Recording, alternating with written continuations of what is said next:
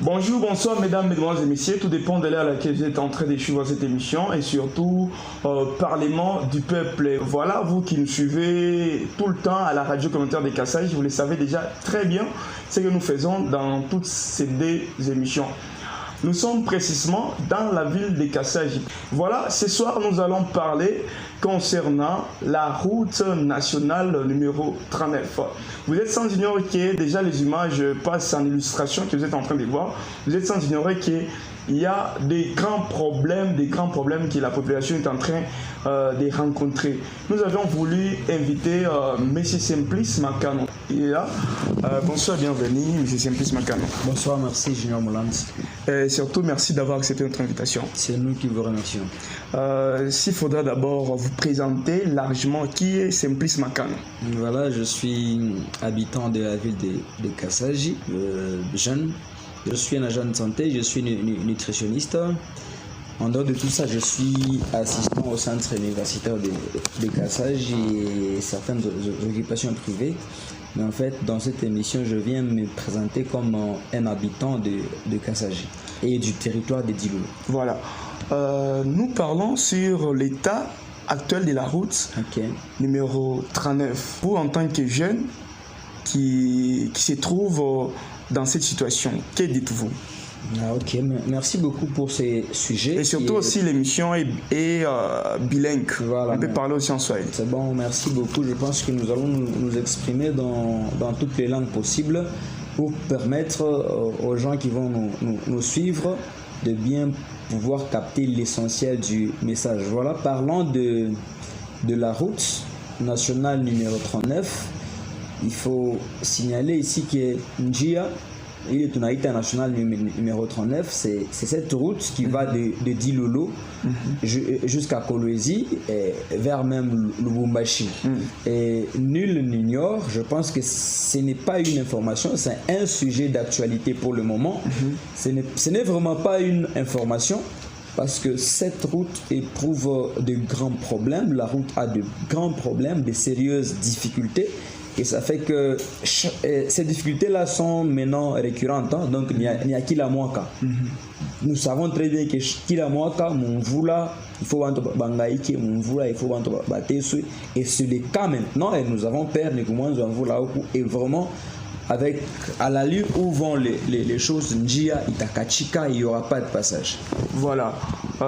Selon vous, en tant que jeune, quelqu'un d'abord intellectuel, vous avez aussi les droits de vous exprimer dans la République démocratique du Congo, étant donné que la liberté d'expression est prônée. Elle est garantie par la Constitution. Voilà, est garantie même. Quelles sont un peu les meilleures solutions selon vous à appliquer? Moi, je pense que les solutions, je peux les évaluer à 3 niveaux. Il y a une meilleure solution, il y a une bonne solution et une solution palliative. La meilleure solution, c'est d'asphalter cette route, c'est-à-dire de mettre le goudron de Kolwezi jusqu'à Dilolo. C'est-à-dire ne pas continuer avec Mambo Malatérite. Voilà. Cette fois, il peut être au goudron. Voilà, ça c'est la meilleure solution. Okay. Donc mettre les goudrons, asphalter cette route de Kolwezi jusqu'à Dilolo, mais avec à l'allure où vont les choses, selon que nous vivons, avec tout ce que nous voyons, tout ce que nous comprenons, les difficultés actuelles qui traversent le pays et la province.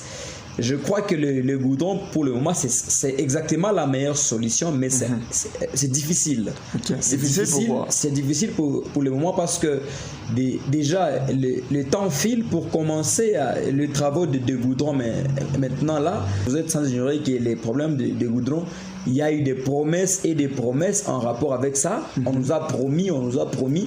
Jusque-là, il n'y en a pas. Ça paraît difficile, bien que notre province est l'une des provinces les plus riches du pays, mais aussi de l'Afrique. Ça, il faut le dire.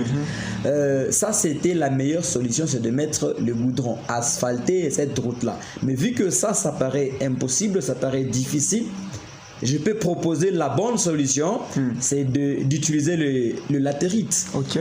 Moi, je pense qu'actuellement, il y a des pays où les routes ne sont pas en goudron, mais avec juste de latérite qu'ils ont. et ils font des routes qui sont praticables, les routes où les gens peuvent passer sans difficulté dans toute le saison. Alors, à côté de cette bonne solution, après la meilleure que je dis, il y a la bonne, le latérite qu'ils peuvent utiliser, mais il y a là, nous, on a besoin d'une solution palliative. Parce qu'actuellement, dans cette saison, tout à fait. Qu'est-ce que vous pouvez un peu... Nous avons besoin de cette troisième possibilité que je suggère, c'est d'intervenir sur les points chauds. C'est que nous appelons les rendez-vous ici. Le rendez-vous, parce que s'il faut commencer les goudrons, c'est un projet à long terme. C'est pas maintenant que Ndié Taïcha. J'ai vu aussi, nous tendons vers les élections. Les élections et tout. Et si nous voulons parler de latérite, ce n'est pas aussi aujourd'hui que Ndié Taïcha nous risquons à couper chaque saison en voulant mater ce sang. C'est pourquoi nous sommes dans une position de faiblesse où nous nous demandons que les interventions sur les points chauds, moi je pense que c'est ça qui va aider, et c'est de ça que le peuple a besoin pour le moment. Très bien. Selon vous, qu'est-ce qui crée tout ça? Parfois njia batasema banatengeneza, mais après un temps qu'on a voté na manjimunjimu, on a voté na moi je pense qu'il y a un problème de manque à bonne volonté que balebe unatengeneza njia. C'est-à-dire quoi?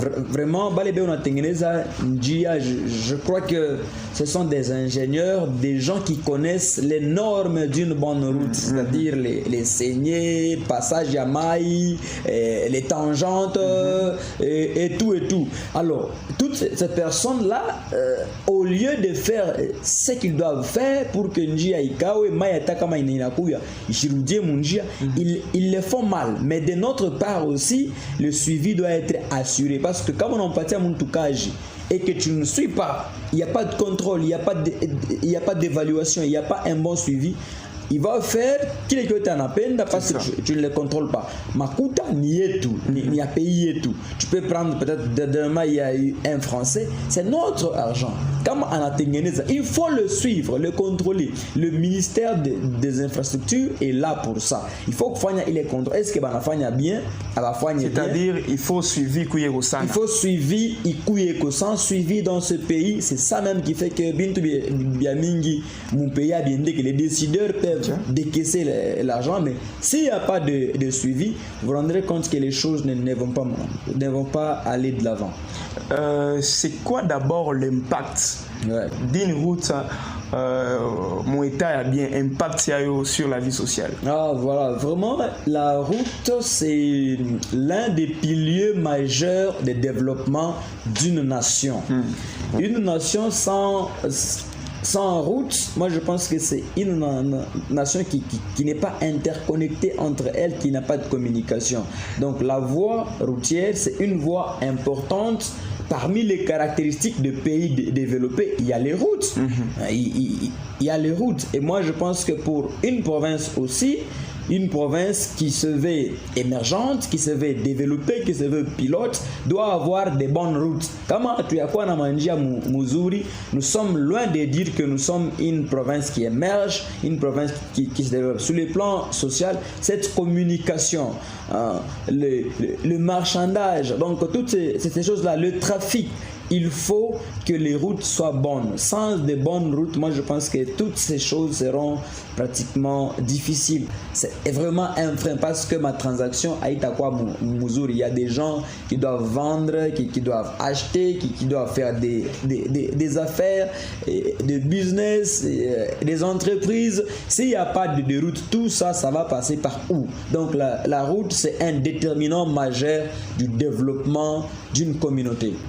Alors, qu'est-ce que vous pouvez demander ou proposer au gouvernement qui, quand même, parce qu'il faudra aussi souligner, c'est dans la compétence du gouvernement central. Ça c'est sûr, cette route, c'est une route nationale qui est de l'apanage du gouvernement central. Mais est-il que le gouvernement central, pour le moment, il n'y a pas un geste qui s'est fait. Ça fait plusieurs années déjà. Donc, je pense que, vous voyez, d'abord, je ne voudrais pas qu'on finisse cette émission sans que je ne félicite le travail qui a été abattu sur la route Sandoa. Donc, Kassaji, Sandoa et Kapanga. Là, en ce moment, ça va déjà. Les gens peuvent facilement se déplacer, mais ils vont se déplacer jusqu'à Kassaji et ne plus atteindre Kolwezi. Si le gouvernement provincial a pu demander pour cette route-là de Sandoa, il peut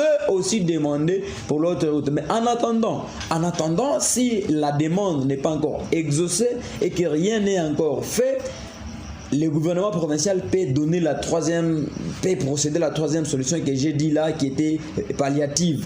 On peut procéder d'abord à l'amélioration des points chauds, les rendez-vous, donc on intervient, et moi je pense que sur Pandji Ayote, on peut avoir 10 ou 15 rendez-vous. Et pour notre gouvernement provincial, ce n'est pas un grand problème. Donc je pense que le gouvernement peut intervenir d'abord sur les points chauds, là où il y a des souffrances, et attendre les grandes décisions du gouvernement central. Et peut-être parmi aussi des pistes et des solutions proposées, vous trouvez que pour avoir une bonne route, il faut toujours travailler avec les étrangers ou bien même nos frères, parce qu'étant donné qu'on suppose ils ont le patriotisme, question de faire un bon travail pour la population. Oui, tout à fait. Je prends toujours le patriotisme. J'aime les Congos, j'aime les Congolais, et je voudrais que les Congolais fassent bien les choses. Mais est-il qu'il y a à des moments où on fait confiance à nos frères, mais ils nous trahissent. Dernièrement, il y a quelques temps ici, les agents de l'office des routes étaient en train de détourner des mazout. Vous voyez tout ça. On les a fait confiance, mais ils nous ont trahis. Ce sont nos frères. Alors, pour moi, le problème, c'est pas qui travaille, mais qui fait le suivi. N'importe quelle personne qui peut travailler, si le suivi est assuré. Ça peut être nos frères, office des routes, ça peut être les Français, les Chinois, les Sud-Africains, mais que le suivi soit là. S'il y a un bon suivi, moi je pense que le travail va bien se faire et on ne va pas revenir dans les mêmes bêtises chaque année.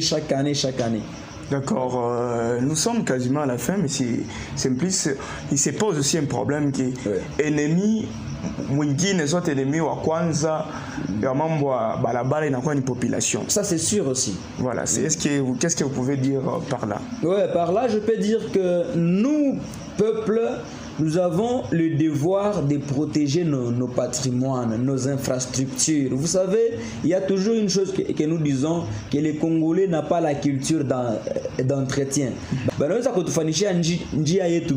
Mais il faut que nous, usagers de la route, tu protéger, tu chunguer. Donc, camionneurs, les gens qui ont des tracks, vous voyez, je donne un exemple.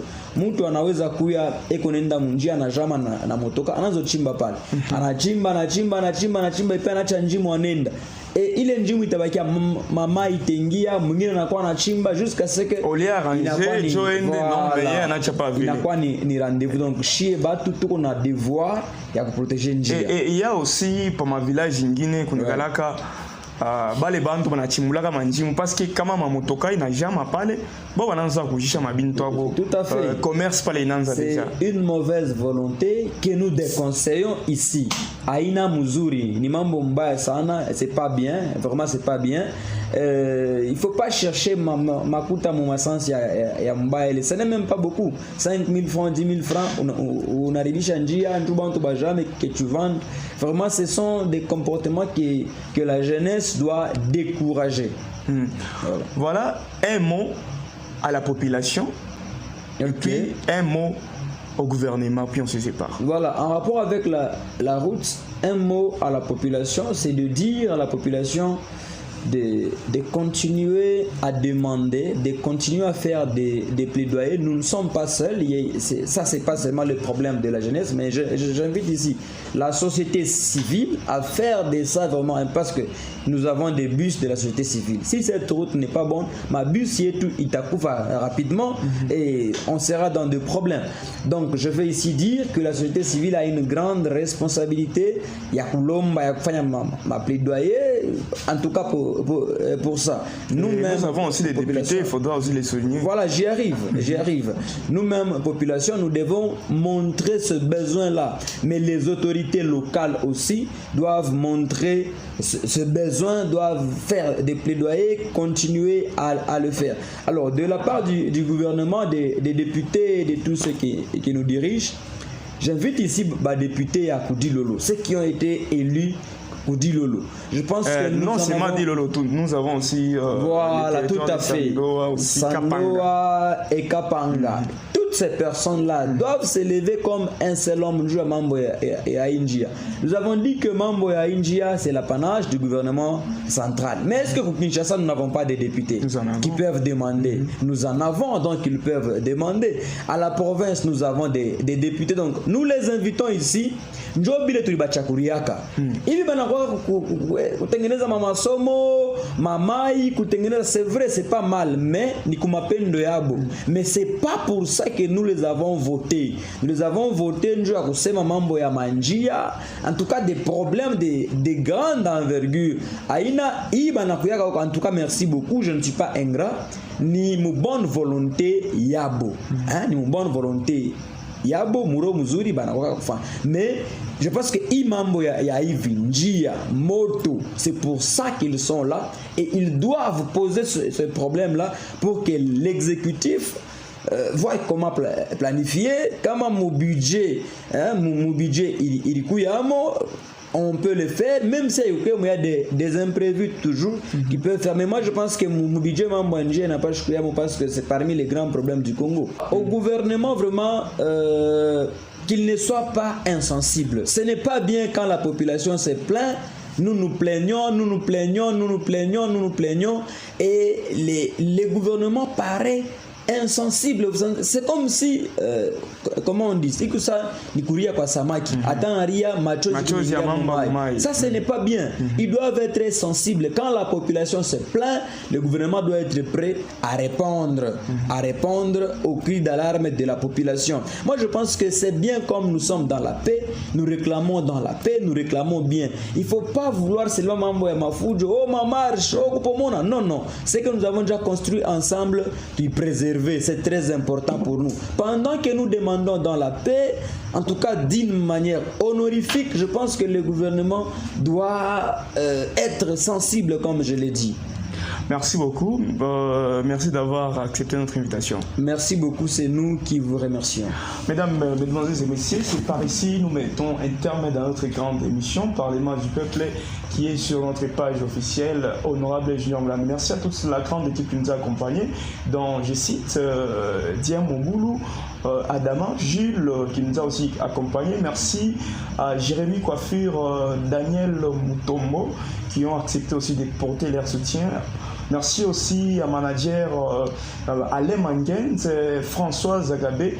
Merci pour tout. Ciao, on se retrouve à la prochaine édition ou émission.